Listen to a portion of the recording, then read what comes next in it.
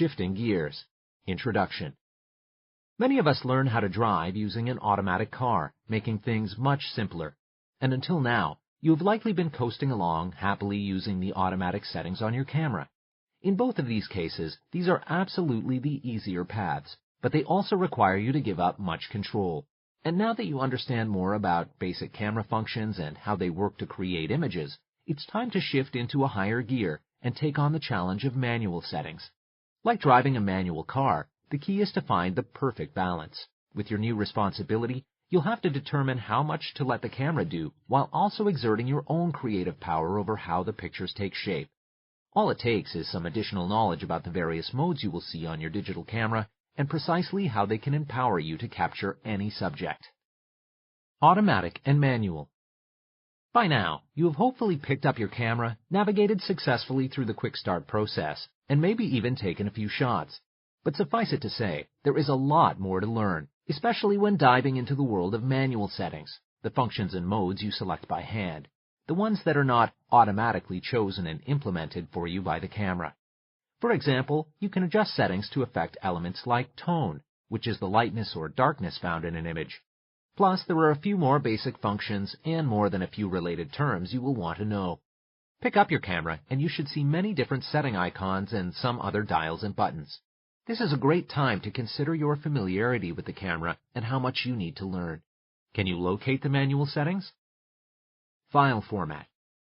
While playing around with your camera's settings, you've likely discovered a feature known as file format, which determines the quality and size of the pictures you take. It refers to how data in an image file, which is pro speak for your digital photograph, is compressed or reduced into a workable form and stored. In the camera menu, you can choose this file format yourself under a setting usually called image size or recording mode. If you haven't already found your menu, consult your user manual so you don't become overwhelmed by information you can't actually see on your camera. Once you know where the menu lives on your camera, you can use that as the front door to every setting and feature you care to use.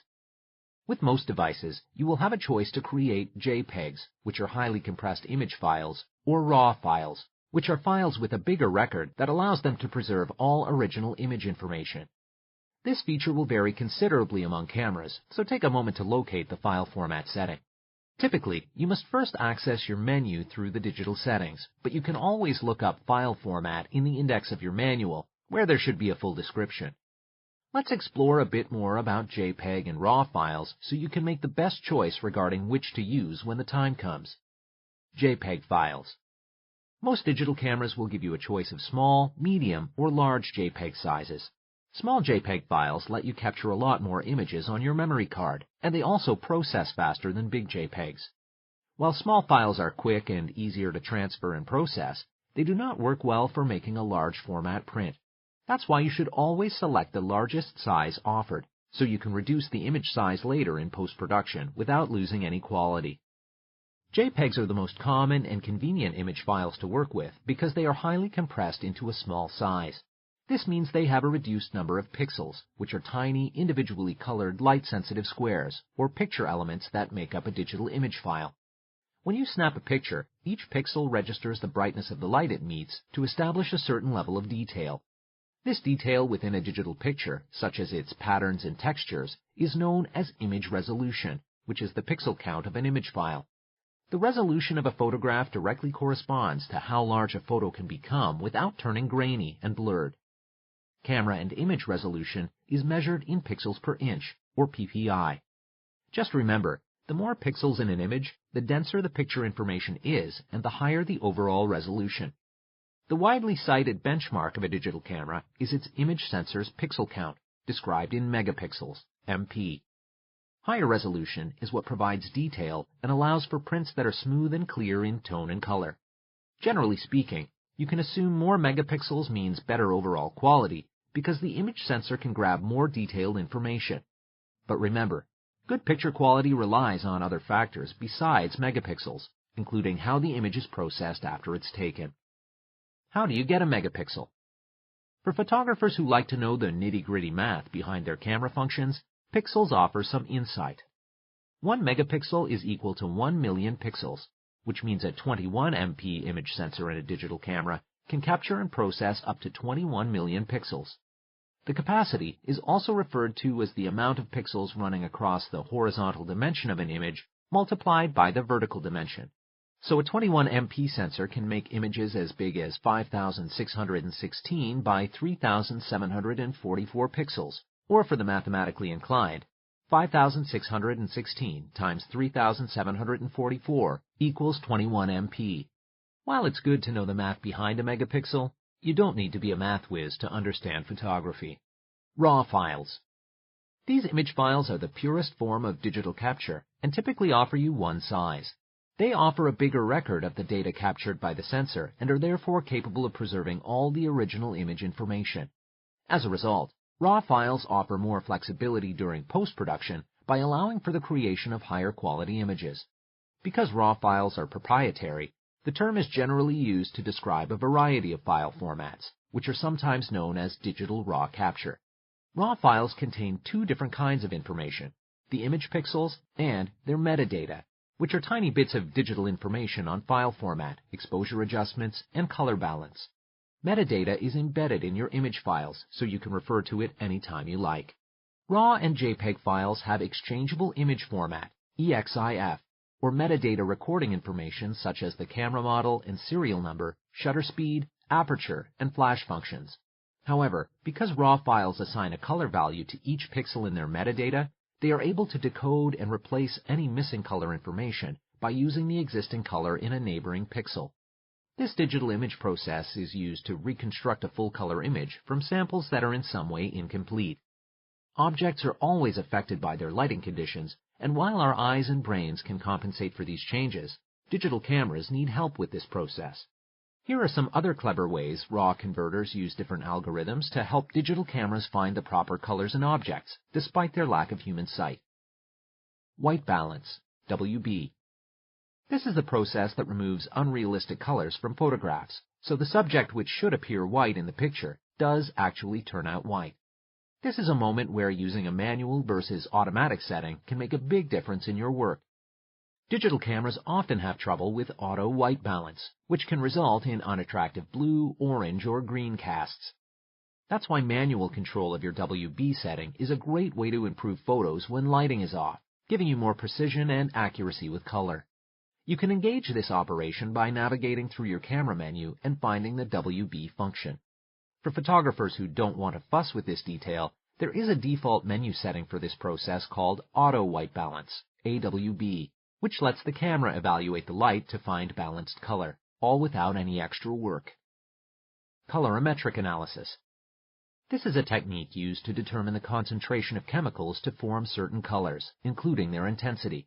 In other words, red, green, and blue can be seen in a lot of different ways, which means the RAW converter has to assign the correct color to the red or green pixel. Gamma correction.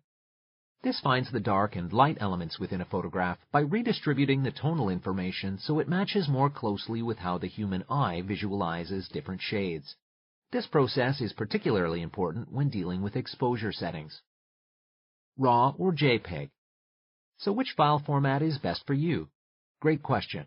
Let's take a peek at some of the key things you will want to consider when deciding. JPEG. When you shoot JPEG, a RAW converter in the camera itself completes all the mathematical tasks we discussed to capture a certain color. Then, the RAW converter compresses it. JPEGs apply heavy compression to color data, which can lead to problems with weird skin tone and such when editing time comes. It's important to keep in mind that when shooting in JPEG, there's very little you can do after the fact to interpret the color balance of your images. RAW. Most of the time, you will probably want to shoot your pictures in RAW since they provide the highest quality files. Here, everything is manual except ISO speed, shutter speed, and the aperture setting, which you may remember as the three main pillars of exposure. That means you, as the photographer, are in charge of tonal response, white balance, and colorimetric rendering, thereby giving yourself a great deal of creative freedom. Spotlight.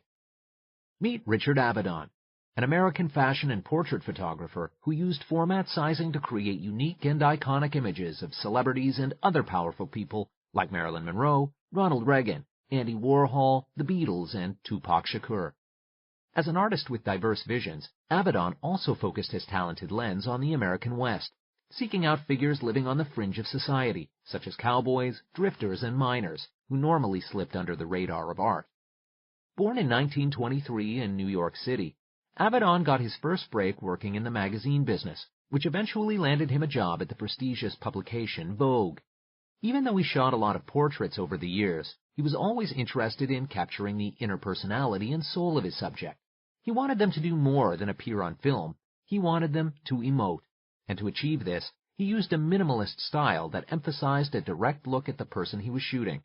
In general, he avoided the typical props and soft lighting, opting for honest moments of reaction from his subjects, who he often peppered with odd or probing psychological questions as he worked.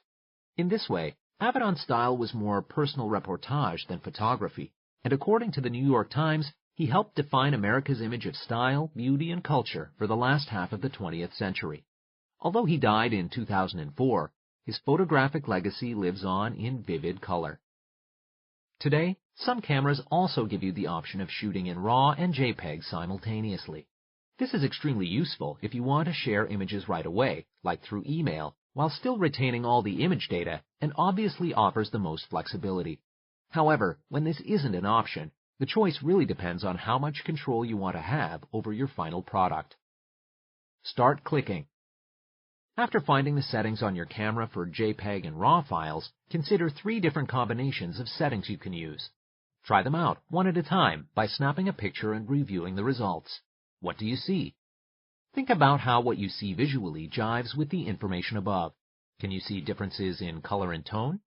This is a great time to make a mental note, or even a real note in a digital photography journal about the setting you like most, or the effect you would like to remember.